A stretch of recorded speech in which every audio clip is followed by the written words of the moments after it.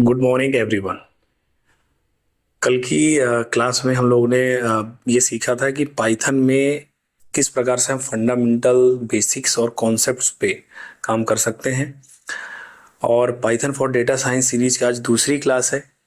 और data science सीखने के लिए सबसे पहले आपको पाइथन बहुत अच्छा होना चाहिए, क्योंकि डेटा साइंस में आपको statistics, mathematicals operations, libraries, NumPy, pandas, Matplotlib, SciPy जैसे कई सारी लाइब्रेरीज का आपको इस्तेमाल करना पड़ेगा। इसलिए आपको सबसे पहले पाइथन का अच्छा नॉलेज होना बहुत ज़रूरी है। तो मैथ भी ज़रूरी है, स्टैटिस्टिक्स भी ज़रूरी है, बहुत ज़्यादा ज़रूरी है, क्योंकि डेटा साइंस इसी आधार पे काम ही करता है। बहुत सारा डेटा है आपके पास और उससे मीनिंगफुल इंसाइट्स निकालना ही डेटा साइंस कहलाता है। एक एग्जांपल के तौर पे आप ऐसा समझ लें कि आप डॉक्टर के पास गए हैं और आपका काफ़ी सारी चेकअप्स करवाए हैं, और उसको कम से कम 5-10 चेकअप्स करने के बाद डॉक्टर आपको एक रिजल्ट देता है कि आपको कोई बीमारी नहीं है या फिर आपको ये बीमारी है। तो आप ऐसा मान सकते हैं कि आपने कई सारा डेटा दिया और उसके आधार पे आपको एक रिजल्ट मिल गया। तो उस रिजल्ट को ही हम क्या कह सकते हैं, डेटा साइंस रिजल्ट। ठीक है। तो डेटा साइंस के लिए सबसे ज़्यादा ज़रूरी है आपका स्क्रिप्टिंग लैंग्वेज, जो कि हम सीख ही रहे हैं, पाइथन। तो पाइथन के आज की क्लास में हम सीखेंगे, हम पाइथन से एडिशन, मल्टीप्लिकेशन, सब्ट्रैक्शंस, डिवाइड जैसे छोटे छोटे मैथमेटिकल ऑपरेशंस को कैसे परफॉर्म करेंगे, उसको कैसे हम लिखेंगे और कहाँ पे हम रन कर सकते हैं। अगर हमारे पास लैपटॉप नहीं है तो आप मोबाइल में भी डेटा साइंस की प्रैक्टिस कर सकते हैं, पाइथन की प्रैक्टिस कर सकते हैं, और किसी भी प्रकार के लैंग्वेज का या वेबसाइट डिजाइनिंग का, Android applications, ethical hacking, red hat Linux, कोई भी प्रकार की आप प्रैक्टिस कर सकते हैं।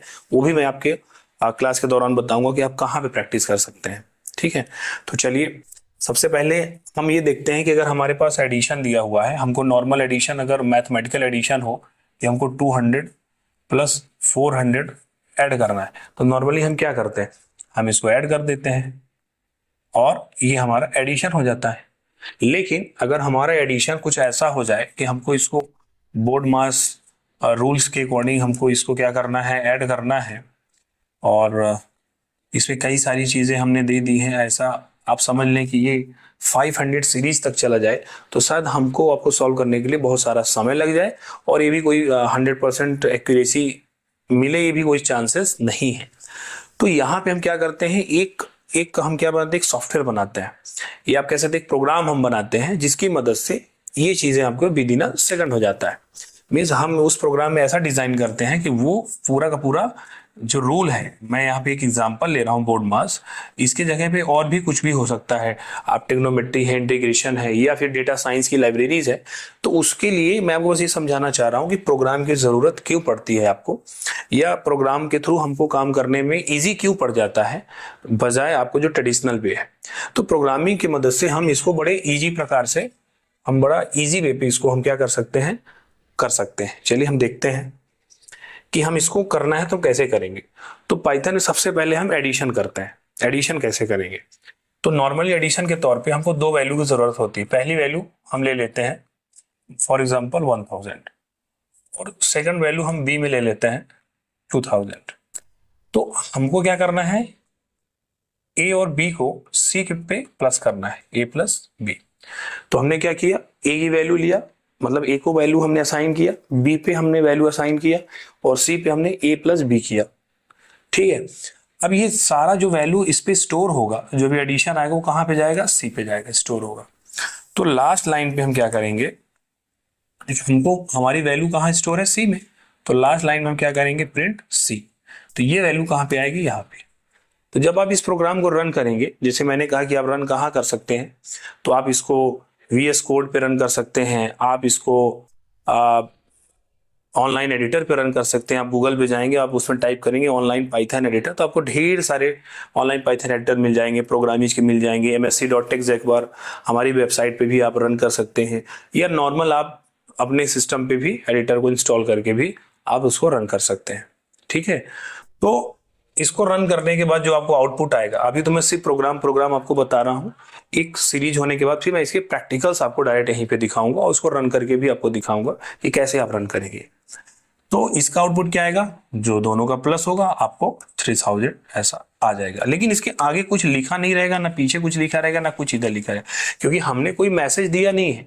ये एक तरीका, एक ये एडिशन का है। दूसरा तरीका मैं आपको और बताता हूं कि आप अगर मैसेज देना चाहते हैं ऐड करने के लिए तो आप कैसे कर सकते हैं। जैसे दूसरा तरीका आप समझिए, ये तरीका हो गया। दूसरा तरीका कैसे होगा कि हम एक वैल्यू लेंगे ए को हम इनपुट फंक्शन का इस्तेमाल करेंगे। जैसे हमको इंटीजर वैल्यू चाहिए और हमारा एक मैसेज आएगा, इनपुट फंक्शन का हम इस्तेमाल करेंगे और इसके अंदर हम लिखेंगे इंटर,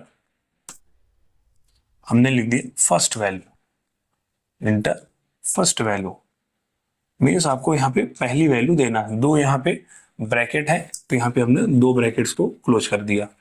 तो ये मैसेज क्या होगा, ये जो हमने यहाँ पे लिखा है ये मैसेज आपको जब आप प्रोग्राम रन करोगे उस समय मैसेज आएगा। जिस प्रकार आप एटीएम में पासवर्ड के लिए मैसेज आता है इंटर योर पासवर्ड, सेम ये मैसेज है, उसी तरह से काम करेगा। तो ये मैसेज जब आएगा आपके पास तो आपको क्या करना है, वहां पे अपनी वैल्यू को एंटर करना है। तो अब पहली वैल्यू आप इस मैसेज में देंगे, दूसरी वैल्यू पर ये वैल्यू स्टोर कहाँ होगी, ए पे आके स्टोर होगी। दूसरी वैल्यू आप देंगे बी पे, बी में भी सेम तरह का आपका सिंटेक्स होगा, इसमें भी आप यही लिखेंगे, बस यहाँ पे थोड़ा सा क्या चेंज करेंगे, इंटर सेकंड वैल्यू। यहाँ पे आप क्या लिखेंगे, इंटर सेकंड वैल्यू, ब्रैकेट बंद करेंगे। तो जो दूसरी वैल्यू आप इंटर करेंगे प्रोग्राम रन होने पे जब मांगेगा तो अब वो कहाँ पे असाइन होगा, बी पे। जैसे आपने ए और बी को पहले दे दिया था, लेकिन उसका डिसएडवांटेज क्या होता है कि जैसे आप प्रोग्राम दूसरे के लिए बना रहे हैं, ठीक है आपने 1000 दे दिया ए के लिए, 20000 2000 दे दिया बी के लिए, वैल्यू आपने दे दिया, लेकिन जरूरी नहीं है ना कि आप जिसके लिए प्रोग्राम बना रहे हैं उसकी वैल्यू सेम हो जो आपने दिया है। एक एग्जांपल, तो आपको इस तरह का प्रोग्राम बनाना पड़ेगा जिससे वो रन टाइम पे अपनी वैल्यू को दे सके। ऐसा ना हो कि वो वैल्यू पहले से ही डिफाइंड है तो वैल्यू को दे ही नहीं सकेगा। इस तरह में क्या है कि वो वैल्यू को लास्ट में दे सकता है। तो ये मैसेज जाएगा और ये इस सिंटेक्स, इसको सिंटेक्स बोलते हैं, पूरे इस फॉर्मेट को जो लिखा गया है इसको सिंटेक्स बोलते हैं। और ये वैल्यू कहाँ साइन करेगा, ए और बी में। अब हम क्या कर रहे हैं, सेम चीजें, थर्ड प्रोसेस सेम होगी, ए और बी का हम एडिशन करेंगे तो ए प्लस बी, और लास्ट में हम क्या करेंगे, प्रिंट सी। ये पूरा करेंगे और इसके बाद जब आप रिजल्ट आएगा तो आपके मैसेज आएगा यहाँ पे इंटर फर्स्ट वैल्यू, ये मैसेज आपको मिलेगा। और ये मैसेज में आपको लिखना है जो भी आपको वैल्यू देना आप देंगे, फिर आएगा इंटर सेकंड वैल्यू। तो यहाँ पे आपको जो देना है आप वो मैसेज करेंगे, जिससे आप इसको इंटर करेंगे आपको यहाँ पे रिजल्ट आ जाएगा 3000। अब अगर आप चाहते हैं कि रिजल्ट में भी कुछ मैसेज आए कि addition of A and B is, तो आपको इस प्रिंट सी पे क्या करना पड़ेगा, ये जो प्रिंट सी है तो इसको आपको क्या करना है, यहाँ पे इसको थोड़ा सा चेंज करना है। मीन्स आपको मैसेज देना तो आपको क्या लिखना है, प्रिंट, और इस ब्रैकेट के अंदर आप मैसेज देंगे, लिखेंगे addition of A and B is, और कॉलन और ब्रैकेट बंद, और एक कॉमा आपको लगाना ब्रैकेट के बाद, और आप फिर लिखेंगे सी को और इस ब्रैकेट को बंद करेंगे। अब जब मैसेज आएगा तो यहाँ पे डायरेक्ट 3000 नहीं आएगा, ये सेम ही पूरा मैसेज आपको लिख के आएगा। यहाँ पे ये लिखा रहेगा, यहाँ पे आपको addition of A and B is, और कॉलन के बाद आपका 3000 आ जाएगा। तो आपको एडिशन करना नहीं है, आपको सिर्फ वैल्यू देना है, ये एडिशन अपने आप होके आ जाएगा। ये प्रोग्राम है, ये सिर्फ एडिशन के लिए नहीं, दुनिया जितनी मैथमेटिकल ऑपरेशंस हैं, जिसके जितने भी आपको जरूरी चीजें हैं, आप उसको प्रोग्राम से बना सकते हो और उसको यूज कर सकते हो। अब अगर इसी में हमको माइनस करना होगा तो हम माइनस कैसे करेंगे, कुछ नहीं, सिर्फ और सिर्फ हम क्या करेंगे, ये जहां पे हमने एडिशन का सिंबल लगाया है यहाँ पे हम क्या करेंगे, एडिशन की जगह हम क्या करेंगे, यहाँ पे हम माइनस का सिंबल लगा देंगे, ए माइनस बी, और जहां पे हमने एडिशन लिखा है यहाँ पे हम इसको हटा के क्या लिख देंगे, सब्ट्रैक्शन लिख देंगे।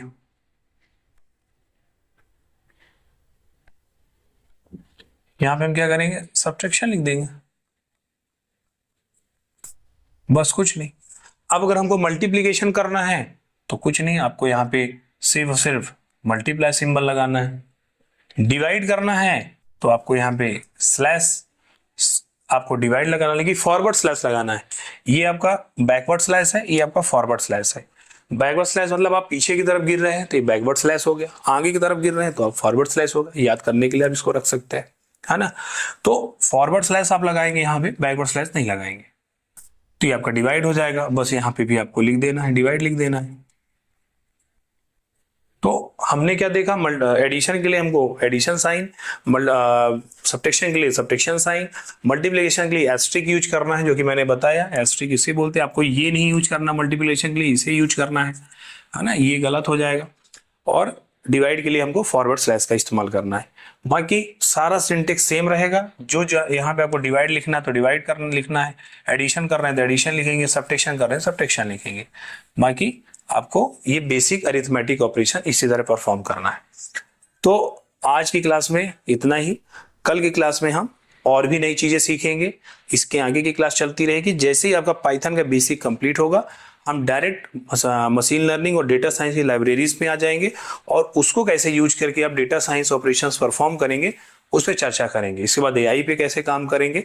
तो ये बेसिक से बेसिक मैं कोशिश कर रहा हूं कि सरलता से सरलता चीजें आपको बताऊं और आप उसको समझ पाएं। जो भी आपके डाउट्स हैं कमेंट सेक्शन पे जरूर पूछिएगा। जिस प्रकार से आप वेबसाइट पे विजिट भी कर सकते हैं www.techjaguar.in। Thank you everyone.